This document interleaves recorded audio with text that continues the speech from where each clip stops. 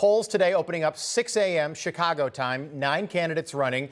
But the big news right now might be that Lori Lightfoot may not reach what will likely be an April runoff election between the two top vote getters. For more on all this, let's welcome in Project 21 National Advisory Board member and radio host Christopher Arps and former Trump campaign aide and Newsmax contributor Rick Gates. It is great to have you both back on. Rick, Chris, good to see you.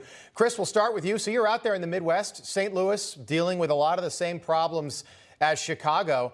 Is this the beginning of the end for Lori Lightfoot today? I think today is the beginning of the end. Lori Lightfoot is arguably one of the worst mayors in the country. You know, Chicago has a higher homicide per capita rate than Los Angeles and New York. She's currently polling third. You need to be in the top two to make the runoff, and I don't think she's going to make it. You remember during when she was questioned by the reporter, ask her, what is your rationale for being elected because crime is so bad?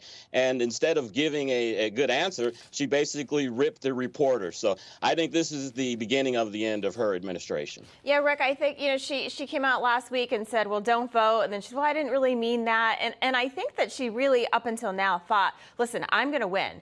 You know, no matter what I do, I'm going to win. We talked to somebody yesterday and they said that some of the priorities for folks in Chicago are obviously crime, but the second one is criminal justice reform. So obviously she has not done a good job with that. So do you think that she's out?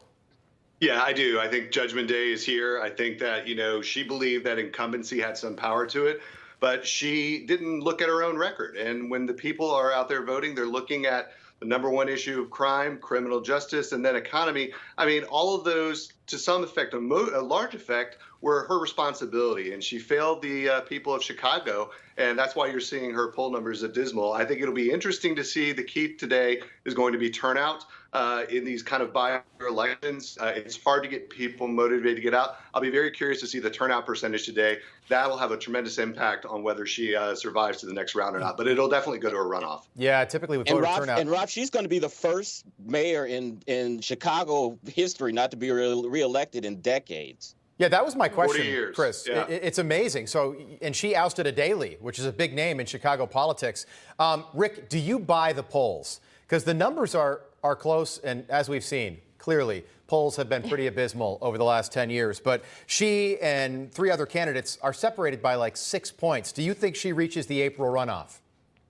I don't think she's going to make the runoff. I mean, based on the polling data that I've seen so far, that you know, she is really down in terms of intensity. So I don't think she's going to actually get the turnout that she expects. She may even place, you know, fourth out of you know, the candidates. Yeah, Chris, we were talking about, you know, whether people will turn out or not. I was reading an article about 20,000 were expected drop off by Monday. So mail-in ballots, a lot of mail-in ballots, a lot of early voting happened in Chicago. Do you expect that to have a major impact?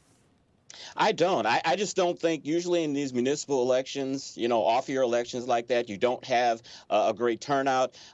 She is expecting a large black female turnout to carry her through. Unfortunately, there's another African-American female that's in the race that will cut into that. But, you know, as we've been saying, I think this is the end of Lori Lightfoot's tenure.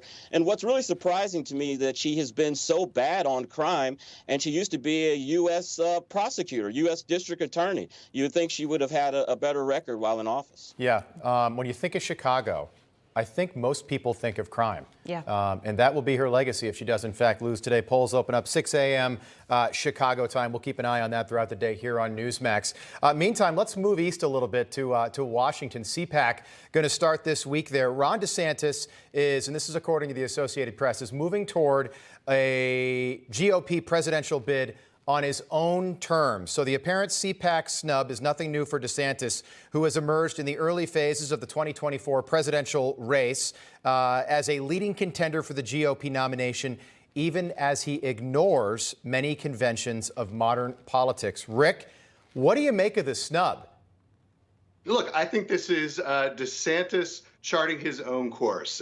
Is it a mistake to snub CPAC? We'll find out. You know, last year it was interesting when you looked at the polling that CPAC did. They do a straw poll at the end of the conference. You know, Donald Trump obviously won that. When you took Trump out of the equation, DeSantis won by 61% of the remaining candidates. So I don't think at the end of the day, missing one event, and by the way, this is not CPAC, this is absolutely DeSantis, making the choice not to attend. I don't think one event is going to certainly derail DeSantis's chances. He's got a full agenda. He's got a book tour that he's getting ready to launch, and then the beginning of the legislative session, which he's going to do a State of the State address. All those are key events for DeSantis. But what I'm looking for is infrastructure, money. How much is he raising? How is his grassroots support? When we look at those things and break it down state by state, because that's how you're elected in the presidential primary process, we'll have to see how well he does. I'm not so sure he's going to make the cut. Yeah, great points, Rick. Rick mentioned he has a book coming out. I think the New York Times does not like it, so sometimes that's actually a good thing. Does that surprise you? That they don't like it. But, to Rick's point, he's still governor. And I think that a lot of people in Florida, while they love him as a governor, my parents are down there, they don't want him to run because they don't want to lose him as a governor. But he is kind of beating to his own drum, something that President Trump does. And I think the big question, if he decides to run, how will he do on the world stage? Because we know how he is with a governor. We know how he is with the media. But when you get on a debate stage, things can change.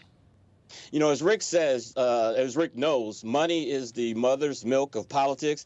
And DeSantis, instead of going to CPAC, he's going to be going to a couple of meetings with donors in Texas and in Florida. So I think that's where he thinks his priority should be right now. I think he has the energy among the folks at CPAC when they do this poll. He may not win it, but I think it'll be very close. I think he'll do fine on the world stage. I think what he's going to be focusing most on this campaign is domestic issues like crime, right, like inflation, and he will be tutored enough in foreign policy, I think, to be adequate. So really good points. And Allison, I love the way you laid that out. If there's this little dance happening right now as DeSantis sort of runs this shadow campaign. He's on Fox almost every single day, Ron DeSantis. He's got his book out. It's 278 pages, so we're not talking about war and peace here. And I don't mean to criticize the governor, but I'm telling you, he is being very careful not to criticize the Trump base, not to criticize a lot of Newsmax viewers, because he risks alienating them if he does do that, Rick. As this relates to debates in August, do you think we're going to see a massive cattle call, Rick? Will this be 15 candidates on the debate stage? Or could we see two, maybe 3 or 4 candidates at most come August in Milwaukee? I think you're going to see a lot of the money dry up. A lot of money is going to go to certain people. I think you're going to see a shorter list by the time we get to August. I think it'll be very interesting to see what the RNC does with respect to who it's going to allow in those debates. Once we see that criteria, obviously we'll have a better sense. But I think those criteria are very important. And that is going to take, I think, the list down by several. All right. Rick Gates, Chris Arps will pick this back up top of the hour. A lot more to get to this morning. Thank you.